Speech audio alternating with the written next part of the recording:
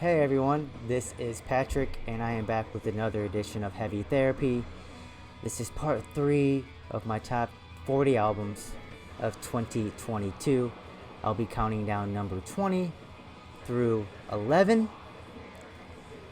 First, we are listening to Nechochwen, and the album is called Kanawha Black, and I will actually be talking more about this a little bit later. Number 20. This right here, the Death Doom Project. Tzompantli is the name of the group, and I am not going to try to pronounce the name of the album. Out on $20 spin. So, this is a 3-piece out of Pomona, California. They sing about sort of pre-Mexican indigenous culture and culture is a good word to use. Culture and institutions in terms of justice, put it that way. For fans of Worm, Severus, they really nail angry and somber and sad in the same set of songs. The doomier moments are quite somber, quite sad, quite reflective. And then when there's when the anger, the death kicks in, it's heavier than most. This was moving up and down my list throughout the year, and I think I settled it at a respected spot at number 20. This is Tzompantli, their debut album for $20 spin. Up next, we have another debut album, Strychnos with the Mother's Curse. This is out on Dark Descent Records. This band is out of Denmark. We know Danish death metal. We know how awesome basically all of it is. 8 tracks, 43 minutes of music. The bassist and vocalist here is the bassist of Undergang.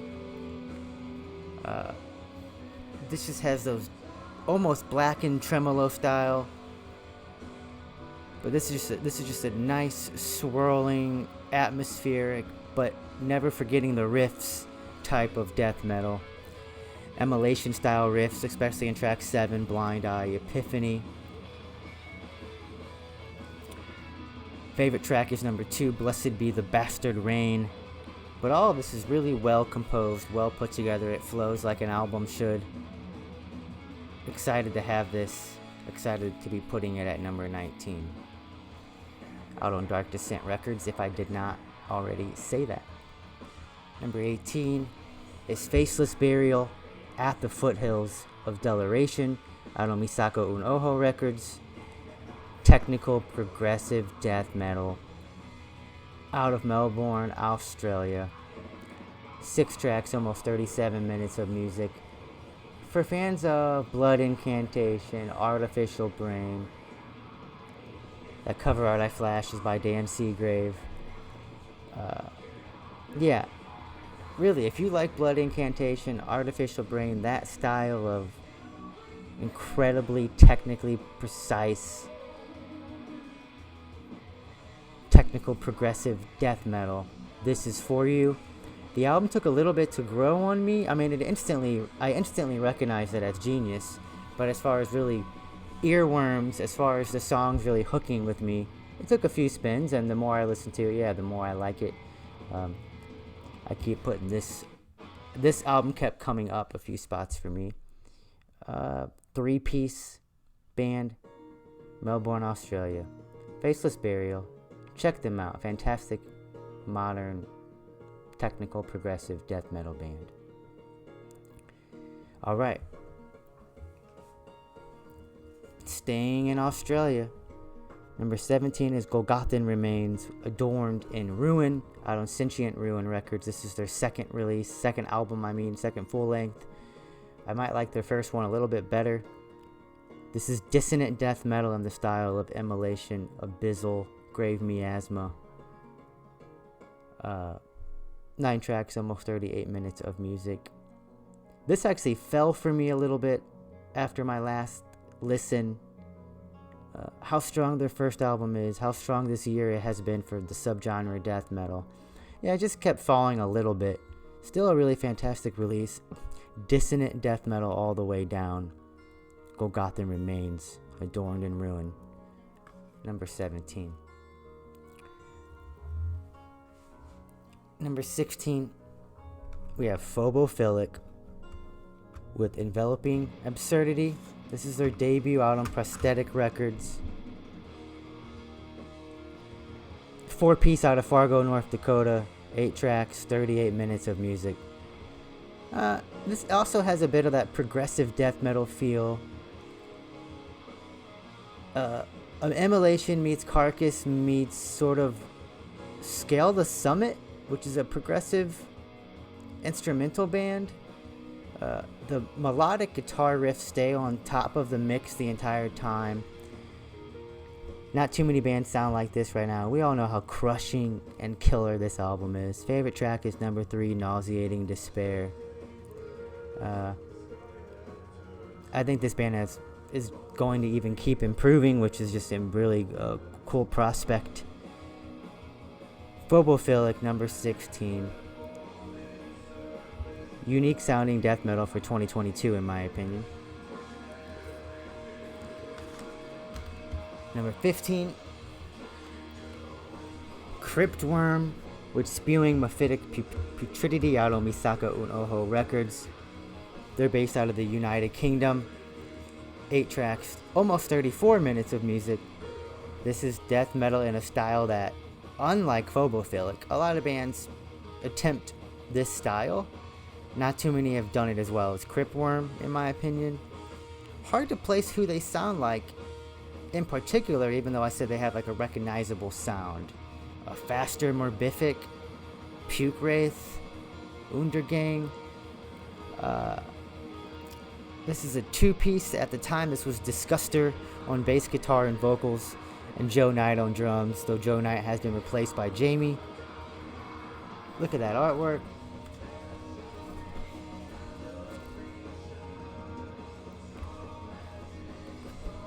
So, this album is deceptively it's more complex than it first lets on. First few songs are just that chuggy, chunky, groovy death metal. The last few tracks really open up into these really more layered, dense death doom elements. Really good band, Cryptworm. For a debut, this is incredible to rank this high. Awesome.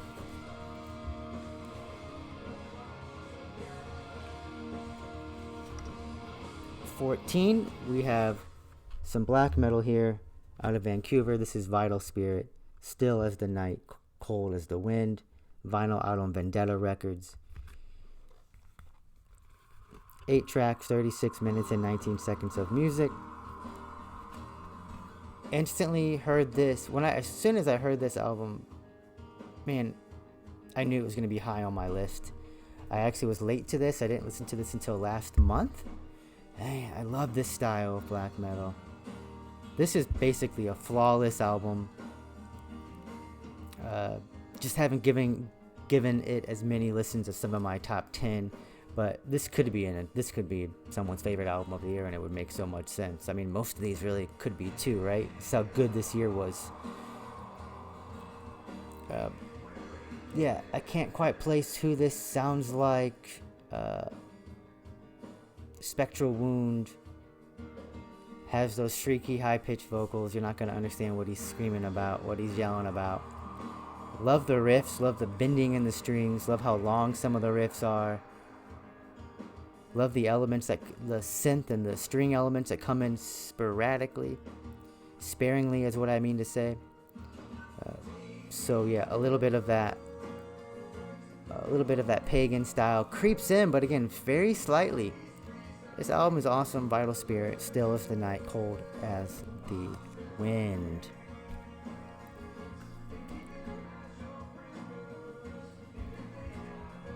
Alright, 13. We are listening to it. This is Nechochwen with Kanawha Black out on Bindrune Records, based in West Virginia. This is, as you hear, neo-folk, neo-classical, and black metal. I haven't heard a band that does it better than this. There is Aaron on box guitars and e-bow, Andrew on drum and vocals.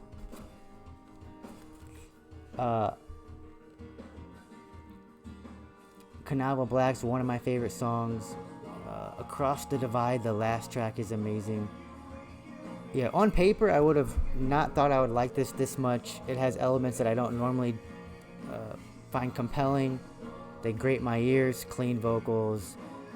But his neoclassical guitar playing, picking style is genius. You can tell this guy knows what he's doing. This guy being Aaron. Nechochwen Kanawha Black. Please check this album out. Fantastic American neoclassical black metal. Number 12 is Revocation with Netherheaven out on Metal Blade Records. They're based in Boston. 9 tracks, 45 minutes of music. This is a 3-piece including David Davidson, who writes all the music and does the rhythm. I think it's the rhythm guitar live and the vocals. But he also wrote all the leads and solos. Okay, so I'm not a huge fan of Revocation. I am a huge fan of this album. It is note for note perfect.